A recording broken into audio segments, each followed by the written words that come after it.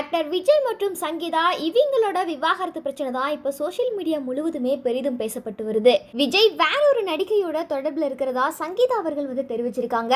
இந்த நிலையில விஜய் கிட்ட இருந்து விவாகரத்து கோரி 12 பக்கம் உள்ள மனுவை செங்கல்பட்டு குடும்ப நல நீதிமன்றத்தில் தாக்கல் செஞ்சிருக்காங்க. அந்த மனுவுல சங்கீதா அந்த நடிகையோட பெயரை குறிப்பிடவே இல்லை. ஒருவேளை விஜய் தரப்புல இருந்து எனக்கு நெருக்கடி ஏற்பட்டுச்சு அப்படின்னா கண்டிப்பா அந்த நடிகையோட பெயரை நான் வெளியிடுவேன் அப்படின்னு சொல்லிட்டு அந்த மனுவுல தாக்கல் செஞ்சிருக்காங்க. இந்த செய்தி வெளியானதுல இருந்தே சங்கீதா குறிப்பிட்ட அந்த நடிகை யாரா இருக்கும் அப்படின்னு சொல்லிட்டு சமூக வலைதளங்கள்ல பலரும் பலவிதமா பேசப்பட்டு வராங்க. அதுலயும் த்ரிஷாவோட பெயர் தான் ரொம்பவுமே அடிபட்டு வருது. விஜய் மற்றும் த்ரிஷா இவங்க 2 பேரும் ஒன்னா இருக்கிற மாதிரியான போட்டோஸ்களை சோஷியல் மீடியா முழுவதுமே வைரல் ஆக்கி வராங்க. அது மட்டும் இல்லாம த்ரிஷா விஜயோட இருக்கிற மாதிரியான போட்டோஸ்களை அவங்களோட இன்ஸ்டாகிராம் பக்கத்துல ஷேர் பண்ணிருக்காங்க. அப்படி ஷேர் பண்ணும்போது விஜயோட போட்டோக்களுக்கு மட்டுமே ஒரு ஸ்பெஷலான இமோஜிகளை பயன்படுத்தி இருக்காங்க. இத பார்த்த ரசிகர்கள் பலருமே கடுமையான மொழியில த்ரிஷாவை திட்டி வந்துட்டு இருக்காங்க. ஒரு குடும்பமே உன்னால கெட்டு போச்சு, அப்ப புரியல ஆனா இப்ப புரியுது அப்படின்னு சொல்லிட்டு நிறைய கமெண்ட்ஸ்களை பதிவு பண்ணிட்டு வராங்க.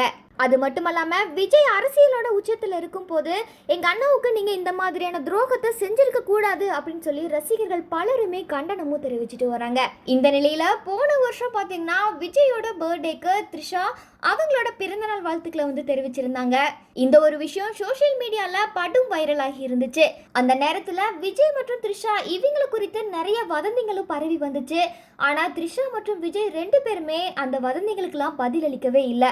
இந்த சூழ்நிலையில தான் சங்கீதா விஜய பிரிஞ்சு லண்டன்ல வாழ்ந்துட்டு வந்தாங்க.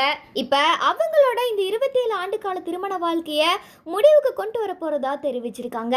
விஜய் வேற ஒரு நடிகையோட தொடர்புல இருக்காரு, இதனால எனக்கு ரொம்பவுமே மன உளைச்சலா இருக்கு அப்படின்ற ஒரு காரணத்தினாலதான் விஜய் கிட்ட இருந்து நான் விவாகரத்து வாங்க முடிவெடுத்திருக்கிறதா சொல்லியிருக்காங்க.